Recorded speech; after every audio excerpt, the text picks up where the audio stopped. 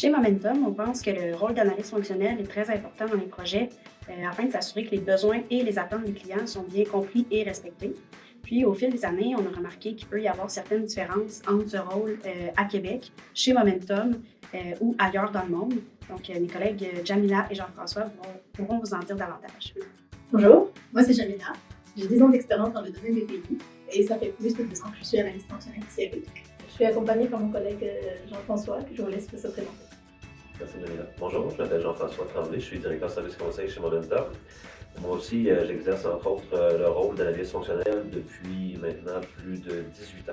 Donc, aujourd'hui, j'ai le désir de vous parler un petit peu de comment je vis le rôle d'analyste fonctionnel au jour le jour, puis j'aurais la volonté de vouloir l'imager un petit peu. J'aurais tendance à comparer l'analyse fonctionnelle à un mélange d'expertise qui se rapproche un peu d'un interprète, d'un vulgarisateur, d'un écrivain, d'un inspecteur, puis un assistant au jour le jour. Il faut comprendre que l'analyse fonctionnelle, c'est un élément liant entre le client puis l'équipe de réalisation, le chargé de projet, l'équipe d'assurance qualité, la gestion du changement, etc. Donc, on est vraiment un membre omniprésent, une personne omniprésente dans le projet qu'on veut réaliser. Donc, je parlais tantôt d'un interprète, puisqu'on doit interpréter le besoin du client. Donc, chaque client a son propre langage, c'est le domaine d'affaires, en fait, c'est le sujet qu'on traite. Je parlais aussi d'un vulgarisateur parce qu'on doit se faire comprendre par le client. On doit aussi se faire comprendre par l'équipe de réalisation, donc d'avoir un discours technique pour l'équipe de réalisation et un discours utilisateur pour le client. Je parle aussi d'un écrivain parce qu'on doit rédiger de la documentation fonctionnelle, pour vraiment exprimer la compréhension qu'on a vue du besoin, la fonctionnalité qu'on veut mettre en place. Et ça devient un peu un contrat finalement entre l'utilisateur, le client et l'équipe de réalisation. Je parlais d'un inspecteur aussi parce que tout au long du projet, on doit mettre en place des tests pour s'assurer que tout est conforme, la qualité est au rendez-vous. Je parlais aussi d'un médiateur parce que dans le contexte d'un projet, on a un cadre à respecter. Donc, on a une portée, la qualité. C'est important que l'analyste soit conscient de ça et doit parfois négocier avec le client pour parfois peut-être réduire un peu le besoin ou bien le circonscrire, mais tout en respectant quand même le besoin. C'est toujours un petit défi.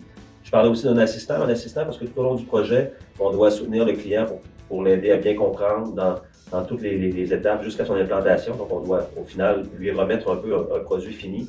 Et tant que le produit n'est pas fini et utilisable, on doit l'assister vraiment à chaque jour du projet. Donc, grosso modo, le poste ou le rôle de l'analyste fonctionnel, c'est vraiment un mélange de plein de petites expertises de communication, négociation, l'esprit de synthèse, etc. Donc, c'est ça pour moi le rôle de l'analyste fonctionnel.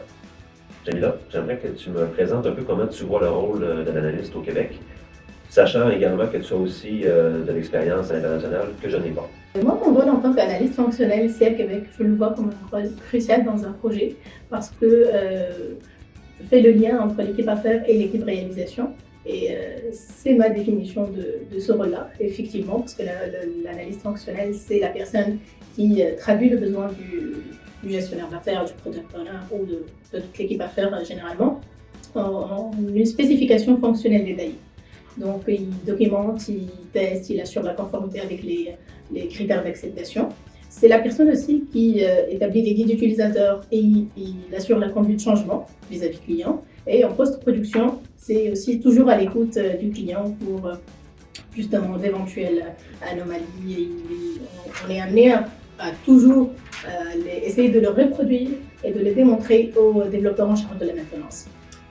Nous pouvons assimiler ce rôle justement à un rôle de maître d'ouvrage dans d'autres pays. On appelle ça un maître d'ouvrage MOA ou MOA assistant parce que nous constatons beaucoup de similitudes dans les tâches, la documentation, la rédaction de la spécification fonctionnelle qui est, comme Jeff a dit, le contrat entre le client et l'équipe de réalisation.